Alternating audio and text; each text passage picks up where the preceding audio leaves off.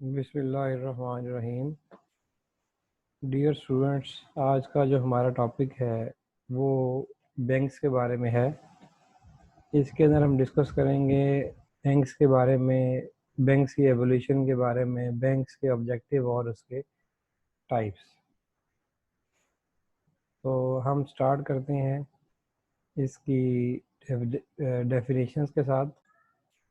जो पहली डेफिनेशन है वो है जी, bank is a financial intermediary institution with deals in loans and advances.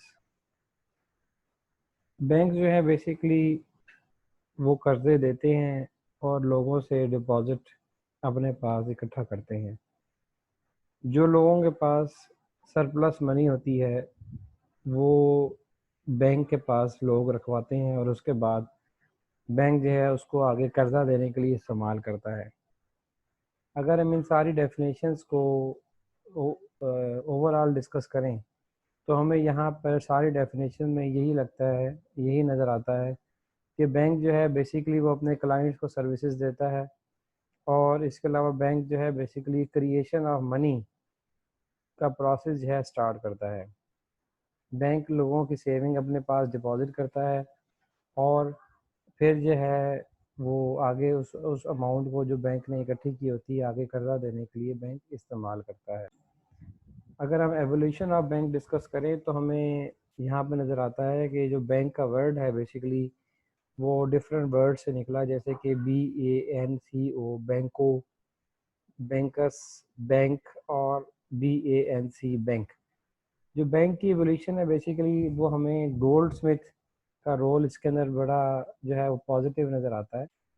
जो गोल्ड स्मिथ थे, गोल्ड स्मिथ ने गोल्ड रिसीट्स का काम, गोल्ड रिसीट्स इशू करने का काम शुरू किया, जिसकी वजह से हमें बैंक की एवोल्यूशन होती नज़र आती है। जैसे कि गोल्ड स्मिथ जो थे वो गोल्ड लोगों से लेके लोगों को गोल्ड रिसीट्स इशू कर दिया करते थे ताकि लोगों को हर जगह पे ट्रांजैक्शन के लिए गोल्ड जो है वो उठा के ना फिरना पड़े।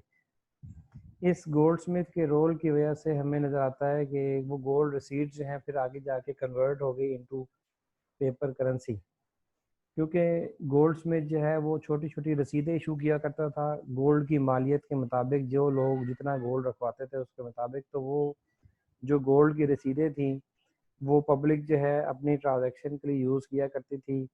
तो इस तरह से फिर जो गोल्ड सीड्स हैं फर्दर आगे जाके 1640 के अंदर ये गोल्ड स्मिथ ने ये हमें एग्जांपल मिलती है। और फिर आगे जाके यही गोल्ड स्मिथ ने जो गोल्ड सीड्स इशू की ये कन्वर्ट हो गई इनटू करेंसी नोट। सेकंड है ये money lenders. Basically money lenders हम कहते हैं बनिए को। बैंक बनने से पहले जो बनिए थे या मनी लेंडर्स थे वो लोगों के पैसे अपने पास रखा करते थे या फिर जिन लोगों को कर्जा चाहिए होता था उनको कर्जा दिया करते थे मनी लेंडर्स। तो ये जो मनी लेंडर्स हैं बेसिकली ये बैंक के ही प्रोसेस को शो करते हैं कि बैंक, आप देखते हैं कि बैंक जो है लोगों से डिपॉजिट इकट्ठा करता है, लोगों को कर्जा देता है। तो मनी लेंडर्स भी लोगों को कर्जा दिया करते थे, लेकिन मनी लेंडर्स जो कर्जा दिया करते थे ये बहुत हाई इंटरेस्ट रेट पे दिया करते थे। तो यहाँ से हमें नज़र आता है कि जो बैंक है बेसिकली वो वही रोल प्ले कर रहा है जो मनी लेंडर्स प्ले किया करते थे, लेकिन बैंक्स ने इस लेंडिंग का जो प्रोसेस है इसको स्मूथ और इजी किया है। अगर हम देखें बिजनेसमैन का role in evolution of banks, तो बिजनेसमैन का रोल भी हमें एवोल्यूशन ऑफ बैंक्स में बड़ा इंपॉर्टेंट नज़र आता है। कि जो बिजनेसमैन था बेसिकली ये बिजनेसमैन पैसे वाला था, सरमायादार था। लोग इसके ऊपर, बिजनेसमैन के ऊपर एतमाद करते थे, अपने पैसे बिजनेसमैन के पास रखवा जाते थे और फिर जब उन्हें ज़रूरत होती थी लोगों को, जनरल पब्लिक को, तो बिजनेसमैन से अपना पैसा वापस ले लिया करते थे। तो यहाँ से लोगों का एक एतमाद था, एक ट्रस्ट था बिजनेसमैन के ऊपर।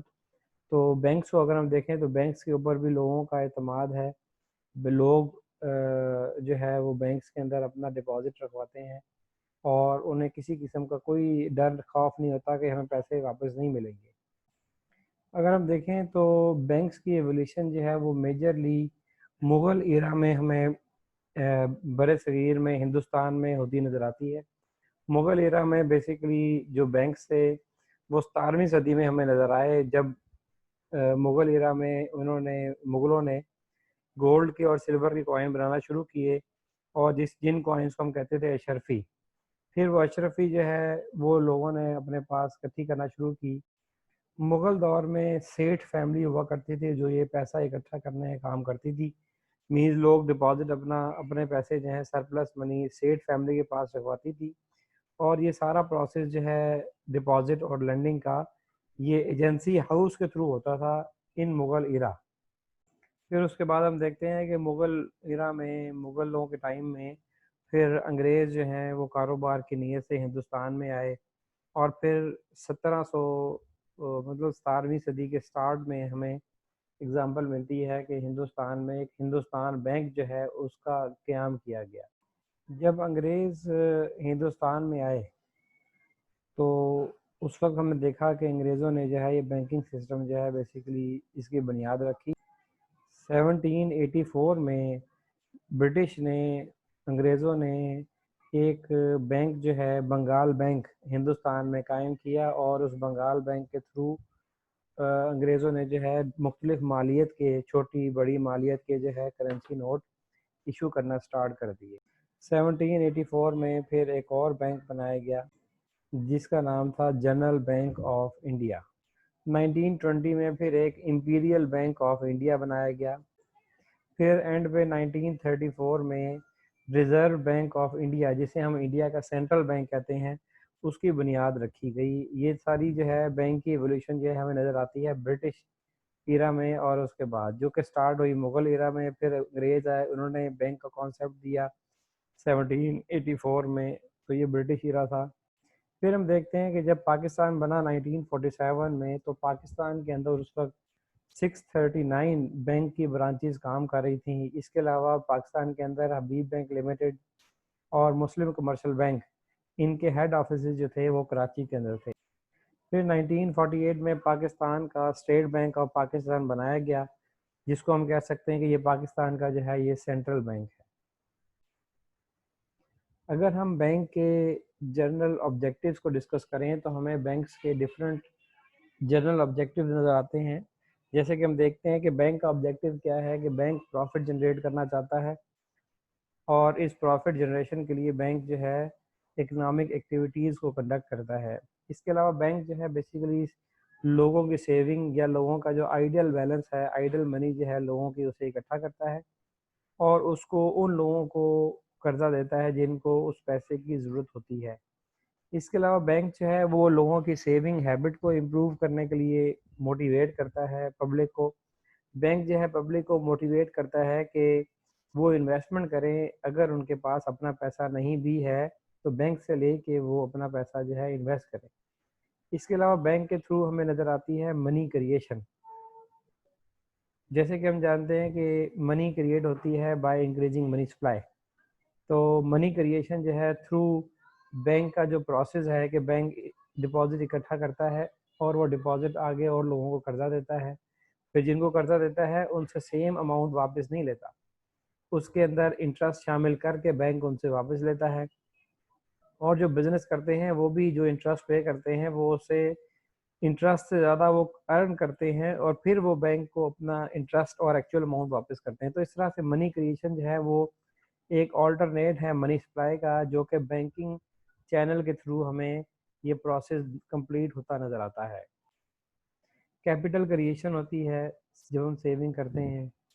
इसके अलावा इन्वेस्टमेंट इंक्रीज़ होती है, ये बैंक का ऑब्जेक्टिव है इन्वेस्टमेंट को इंक्रीज़ करना। कस्टमर को सर्विसेज देना ये बैंक का एक ऑब्जेक्टिव है। इकोनॉमिक स्टेबिलिटी को मेंटेन करना थ्रू कंट्रोलिंग मनी सप्लाई, ये भी बैंक का एक ऑब्जेक्टिव है। इसके अलावा बैंक जो है वो डिफरेंट इकोनॉमिक इश्यूज़ के ऊपर गवर्नमेंट को एडवाइस देता है, अपनी कोऑपरेशन शो करता है। इसके अलावा बैंक जो है बेसिकली नए करेंसी नोट इशू करता है। बैंक का एक ऑब्जेक्टिव है कि वो एक्सचेंज रेट को भी स्टेबल रखता है। नेक्स्ट हम देखते हैं कि बैंक और मनी लेंडर्स में क्या डिफरेंस है। अगर हम ये डिफरेंस देखें on the basis of entity, तो हमें नज़र आता है कि बैंक जो है वो बेसिकली एक ऑर्गेनाइज्ड इंस्टीट्यूशन है, जबकि मनी लेंडर जो हैं वो इंडिविजुअल्स हैं, वो कोई ऑर्गेनाइजेशन से रजिस्टर्ड नहीं है, इंडिविजुअल्स हैं। इसके अलावा जो बैंक्स एक्टिविटी परफॉर्म कर रहे हैं, वो हमें नज़र आता है कि बैंक जो है वो डिपॉजिट रिसीव भी करते हैं, डिपॉजिट एक्सेप्ट भी करते हैं और लोगों को कर्जा भी देते हैं, मीन मनी लेंडिंग भी करते हैं। जबकि अगर हम देखें मनी लेंडर्स, तो मनी लेंडर्स का जो कि मकसद है पैसा जनरेट करना, तो वो सिर्फ मनी लेंडिंग ही करते हैं, कर्जा देते हैं लोगों को ज़्यादा हाई इंटरेस्ट रेट के ऊपर। ये बैंक और मनी लेंडर्स की एक्टिविटी है।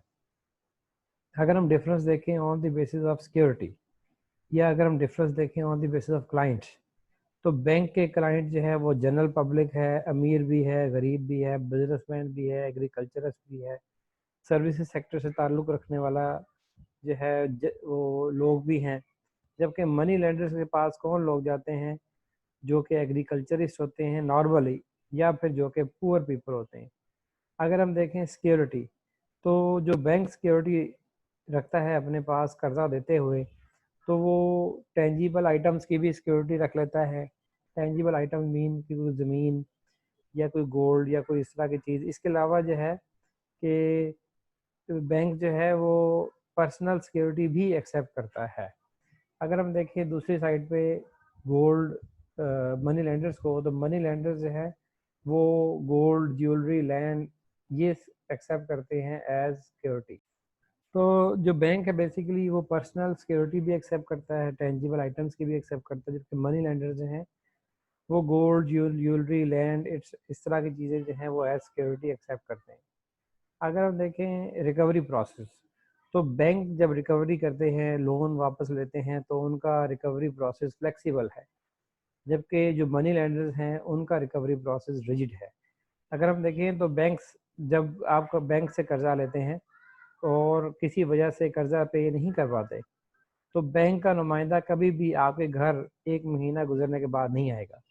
बैंक का एक प्रोसेस है, अगर आप पे नहीं कर सके, बैंक आपको पहले जो है वो फ़ोन करेंगे, बैंक के रिप्रेजेंटेटिव आपको पहले 1 महीना दिया जाएगा। उस 1 महीने में अगर आप पे कर देंगे तो बैंक फ़ाइन के साथ आपकी जो इंस्टॉलमेंट है वो अमाउंट रिसीव कर लेगा। अगर आप उस महीने में भी पे नहीं कर सकते विद इंस्टॉलमेंट विद फ़ाइन, तो बैंक जो है आपको बैंक का नुमाइंदा फ़ोन करता है कि जी आपकी अमाउंट जो है, आपकी इंस्टॉलमेंट ड्यू है, आप उसको as early as possible submit करें। तो फिर तीसरे महीने भी अगर आप पे नहीं कर सकते, तो बैंक आपको एक लेटर लिखता है कि जी आपने 3 महीने से किस्त पे नहीं की, तो आप बराए मेहरबानी जो है किस्त जमा कराएं। फिर भी स्टिल अगर आप नहीं जमा करवा पाते इंस्टॉलमेंट या जो बैंक से आपने कर्जा लिया है, तो बैंक आपको डिफ़ॉल्ट लिस्ट में ऐड कर देता है। उसका मतलब ये है कि आपको नेक्स्ट कोई कर्जा नहीं दिया जाएगा। अगर आपने बैंक से गाड़ी ली है तो बैंक का नुमाइंदा आपसे आके गाड़ी वापस ले लेगा।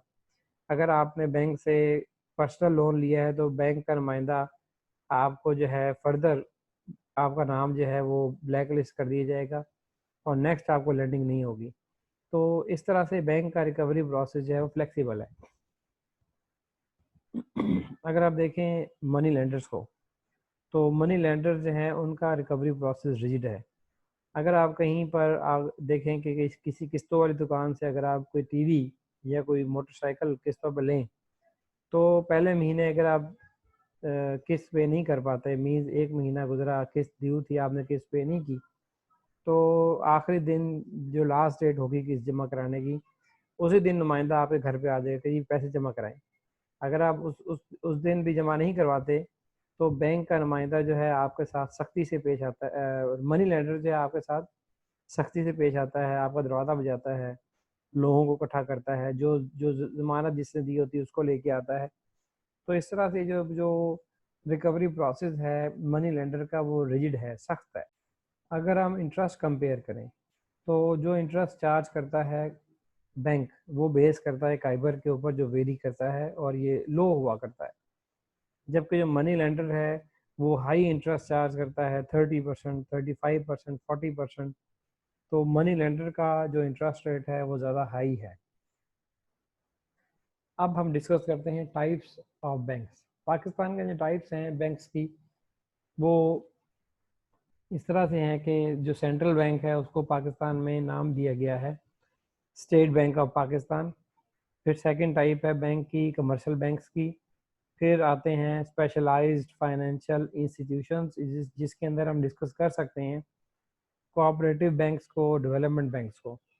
फिर हमारे पास जो बैंक आते हैं वो हैं micro finance banks and then Islamic banks. तो ये हैं बैंक्स की कुछ टाइप। तो ये बैंक्स की टाइप है जो हमने डिस्कस की हैं मेजर।